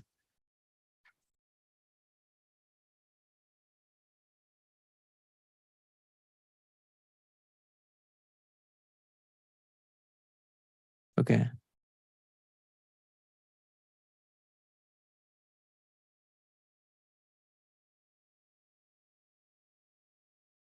I think it was that hard to find before. Apologize. Um, but that's it. Essentially, that's just what it says is the maximum number of per a single entrance is 20 lots. And what we'd like to do is just replace that with units. And so that gives engineering and planning the leverage required a developer to have multiple access points. It's a little bit of public safety. I think when the ordinance was written, Morgan was mostly building single family homes. And it was intended towards as a unit number, whether it be townhomes or single family. But because it's lots, then it's, parcels. And so we just want to make a small change in that. So is increasing. Lots to you. So it Yeah. increases safety because then it's gonna lower the threshold of requiring a second entrance. Yes. Yeah. That seems Okay. Would- Well, we can move would- on. Would insist units only. To leave it so somebody could still build homes, would you put units or living or dwelling units? Well, a dwelling unit is a home is a unit. If you say dwelling unit, you said units. Yeah. Okay, Dwelling okay, units I'm with you. Okay. is, yeah, we could do that. sounds like, does anyone want to offer an opposing opinion as to why we might not want to do this? Feels like- And also, historically townhomes were individually platted. That still happens today, but then also sometimes developers are building, 20 townhomes on a single plat or single lot. And so it is a clarification on that. So, There on the subject of that reminds me of one other piece that was back with the ADUs. In there, talk about you couldn't have a detached ADU on a 30% slope. I thought we talked about our sensitive land issues. It was not that steep, it was less than that for a home. oh, okay. I'll look into that. That makes sense. Yes. You had 30 in the ADUs. And I thought Yeah, we talked about- it should match the single I family. talked about it. There's less than Okay. that in the code. Okay, got it. Okay. We can go on to the next item if you're ready. I'm ready. So last item, and we've almost caught back up to our budget, Justin, so. This is regarding an annexation petition of 54.17 acres of property located at approximately 555 West Old Highway Road and in some proximate areas there as requested by Lisa C. Priest. So let's discuss this. I'm curious what our annexation history is. Most of the staff has not worked on annexation. It's been a really long time. I don't know that we know how long it's been since Morgan annexed. I've been on the commission for 9 years. I don't think I've seen an annexation.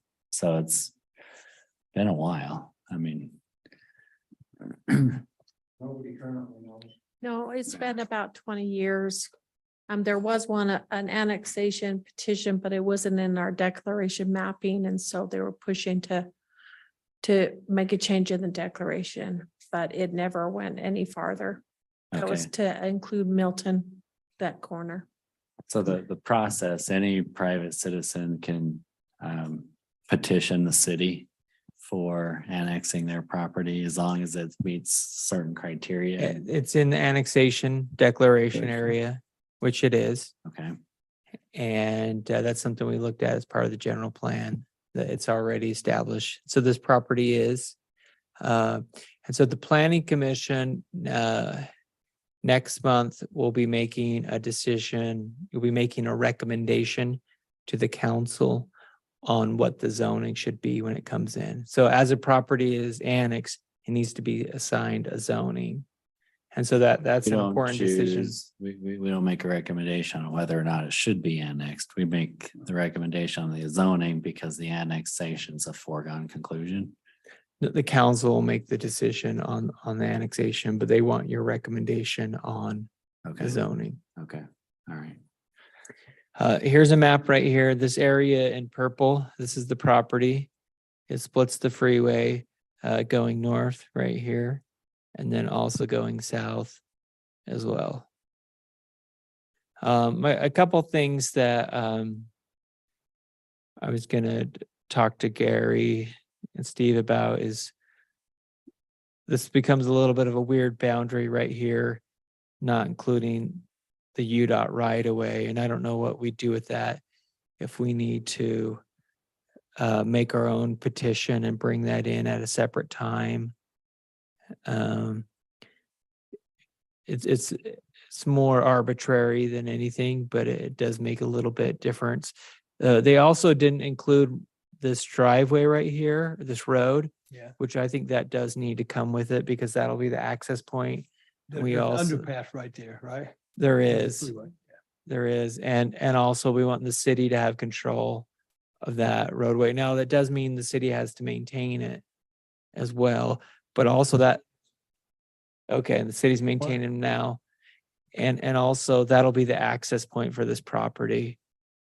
And then also maybe half of the right of way on 700 East.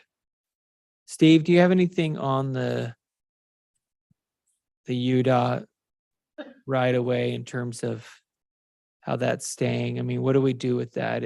And also, what do we do about this road coming down? Can the city go back to the annexation and say, yes, you can come in, but we also are bringing these additional properties with it? How does that work? If it requires the access and if the petitioning entity has control over that property, then yes, we can require that to be a part of that. Okay, and in this case where they don't have control, but they're public right of ways? Well, if there's a public right of way, then obviously we need to coordinate that with the public holder of that. Is it a county road? And so for the north properties, yes, 2 county roads. And then for the middle area, that is UDOT. Yeah, we'd have to coordinate with those public entities to see if we want to bring those in. It wouldn't be required. I mean, if it's a public road, they would have access off it regardless of who the maintaining jurisdiction would be. Yeah, okay, thank you. Okay, so these are the annexation maps that were submitted. A little bit harder to read, but you could see the various parcels. This is the north. Why? So what's the rationale? Why would Lisa pre-submit this application? What does she gain by it? Because the development opportunities are greater in the city than they are in the county. Zoning, opportunity to develop. In this case, the city already provides the services of water and electric, but not sewer. Not sewer. So So the Lisa, city is already providing 2 main services. Lisa's son Garrett would like to build on the corner of 700 East and that frontage road. Okay. And he can't do it in the county the way it's done. It's an acre lot, has to be an acre and a half. And zoning and everything, so.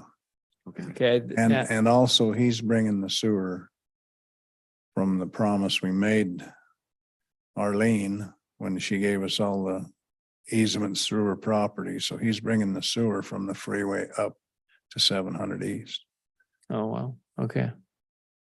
and also across the front to the city line. For the services, that makes sense. The development differences, the zoning. I think I understand that. And a big picture view of the areas, you know, how things should work is that the county remains more country, more rural, and that the development happens within the city and the city grows. And so that's where Morgan City does its role of allowing development and growing out, not necessarily leapfrogging or having peninsulas or kind of, you know, hodgepodge growth. And then the county maintaining more of a rural atmosphere. And also the county just doesn't have the infrastructure for the growth. And also it just makes for good planning to have concentrated growth in the cities and more rural in the county. Now, Mountain Green's a different situation. We don't need to talk about that. They should incorporate at some point, but that's their own deal. A question for the mayor. I mean, isn't the city looking for opportunities where they can expand and we've been unable to because people won't sell their property? Just my opinion, this fits the mold of the city. The city line is in the back of that field, Right. not by the road. It would make the access to the sewer ponds and stuff a lot cleaner. So, and obviously they're doing it because they want to subdivide it and put building lots in there, right? No, not yet, Not yet. not yet. But right along the freeway, they call it, what do they call that? Commercial highway. Okay. I don't know, they could come in with a zone change on that, especially the north side of the freeway. Yeah. But then all the way down to where you see the red line, it just makes it a straight, clean line with the road. Yeah. This area on the north, this has the greatest potential for immediate development. The access is good there, especially if they bring in sewer, all of that. The land on the south, that may take quite a bit of time. There's just not a lot of good access points.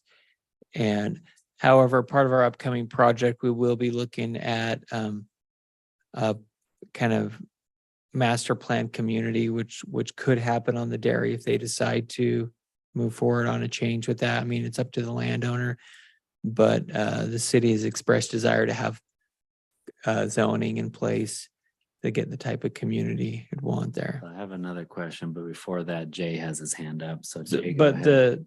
I just want to say that tonight we're just introducing it. Next time, we'll dive into that and that'll be up to the planning commission to make a recommendation on what zoning category should go where. Sounds good. Jay, go ahead. Can somebody with some knowledge about this just tell me in general, does the city generally want to expand if there's an opportunity, or does the city generally not want to expand when there's an opportunity? Is Well, there a general feeling? Mayor's about nodding that? his head. He'll. It's in the annex declaration now. That's what this process is. They make a formal petition, as it's called. They get the signatures. The county verifies it, and then it comes to the city. City council will hold a public hearing and receive public input. Planning commission will make a recommendation on the zoning. And then the city council, in this case, will actually continue the public hearing into 2 meetings because of scheduling. And then the city council will make that final decision. So it's a legislative decision and it's a process. But It's so not if like, I'm- yes, they've already decided one way or another. It now is the decision time. And the landowners exercising their property rights have petitioned for it. Okay, and so like me as a individual, I want to increase my real estate holdings. In general, does a city want to increase their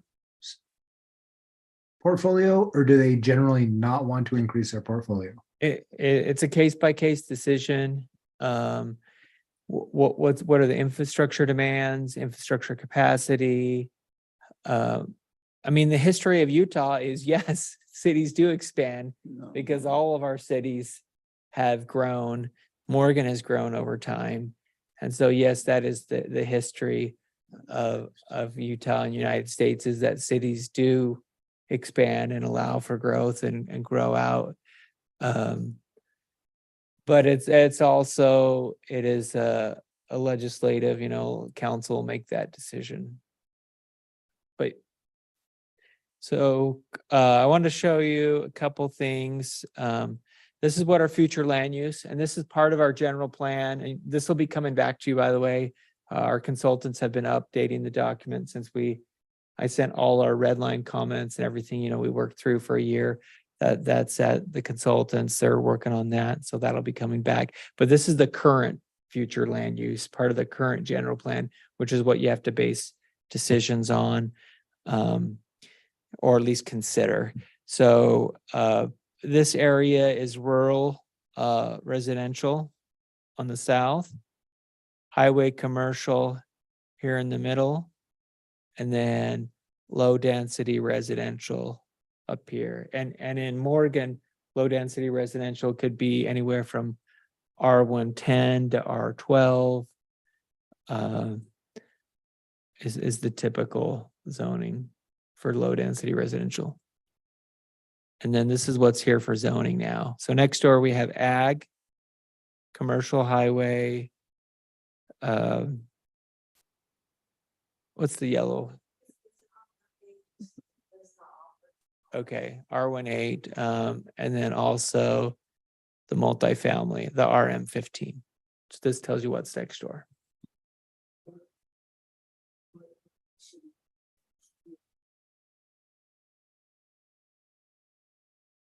Down here?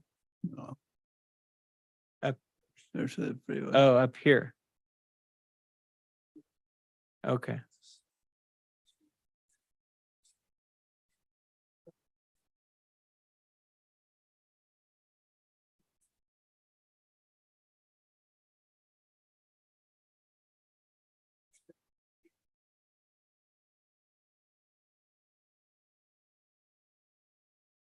The annex declaration, there's a map out there that actually shows areas that, that are within this annexation declaration that, and this is one of those areas that shows that in the future, it could be annexed. And there's other areas as well. And there's a map out there that shows these other areas that border the city that could possibly be at some point annexed into the city. That's the annex declaration itself. And if this land were not in the annexation area, then the applicant, you wouldn't even be seeing it. It's a different process. You'd still say it's a different process. Well, they would have to update the annexation process. declaration first and petition You'd for still that. say it. If it's in the declaration, it's It's a different process. Yes, yeah, that's a major step. So I'm curious, and this is helpful to see the zoning and the general plan. I realize that's what we consider at this point, but I also think knowing that it's imminent that we adopt a new general plan, that we consider that, and I can't remember if it's different or not. It's actually how many acres each of those. Well, we do have master plan community.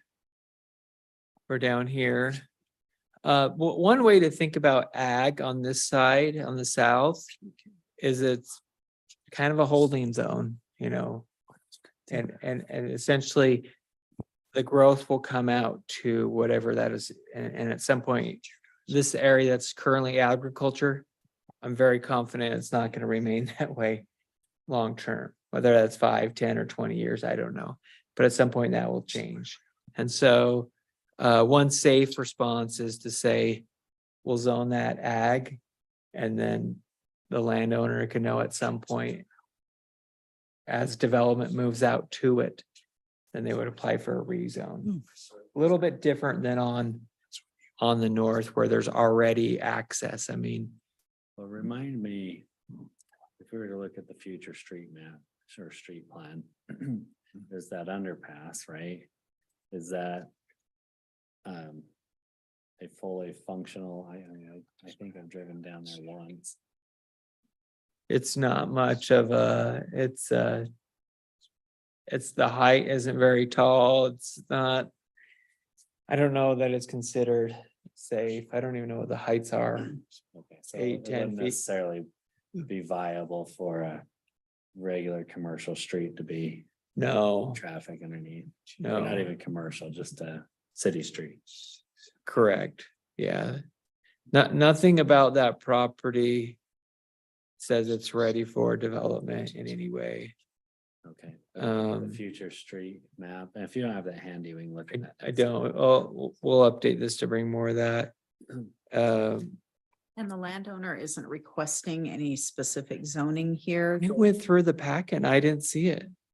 You know, it wasn't on there at the initial petition and it wasn't required, but it will be in the process because she does have to apply for a rezone. Well, we would make that recommendation Okay. no matter what. It is in her interest. Maybe we should email her and we could talk to her and she could submit an email and request. And she's received the current general plan or future mapping and that told her about the process that, you know, it would be a rezone, would be highly recommended to follow the general plan. If it doesn't, and she puts a petition for a request for something else, then she also has to do a general plan amendment. For her intents and purposes, more than likely it'll meet exactly what the general plan wants or is asking. She has indicated that. That's typical.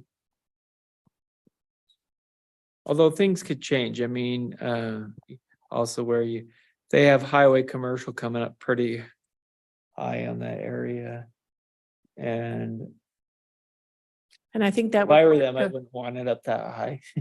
And I currently think the reason why it goes that high is because it follows a parcel. Oh, that, yeah. Oh. So, So, okay. Any Good. additional comments, yeah, questions? on annexation, there's a policy put together. They just have to go through the steps of that policy with the staff. The only thing the planning commission does, as I understand what you're saying, is merely assign the zones. Unless there's some other some other criteria, we probably just assign that one right there and be done with it. And it's on the developers, it's on the landlords to come back and request zone change once they decide what they want to do. I'm not too comfortable in trying to decide what they should do with it and us assigning a different zone.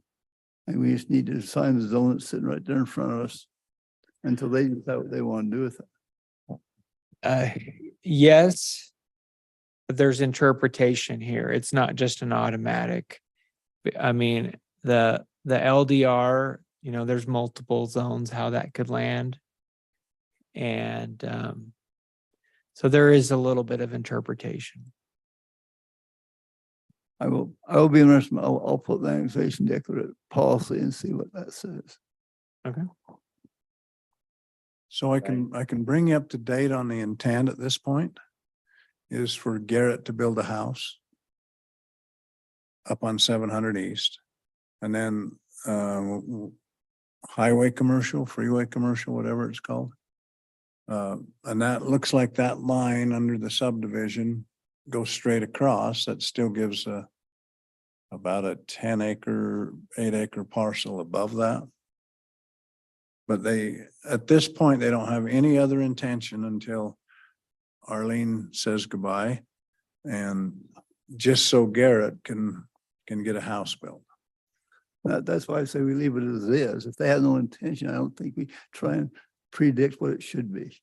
I guess if the landowner, not us, is my opinion. There actually is no zoning Yeah. on that. There's no Yeah, this zoning there. This 'cause is it's future not land city. use. Right.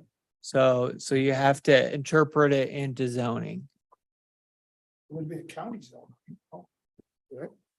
But we don't adopt it. Right. Yeah, so it'll take on, it's not an automatic. The planning commission will have to make a decision on it. And she can Bottom come- side of the freeway, they would like to keep that in Greenbelt. And maybe that's where agriculture, you know, matching up what's next door. Yeah. Ag down here, and then you look at R whatever up here and continue highway commercial. And you'll notice this is where you look at highway commercial, well, that makes sense to follow this line, which is different than this line, and this is because of parcels. Okay, I think we understand the task before us. So we do our research between now and next month. And we can make a recommendation at that point.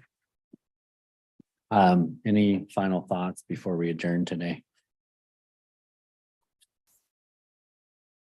Seeing no other comments, we'll go ahead and adjourn. This meeting's adjourned until October.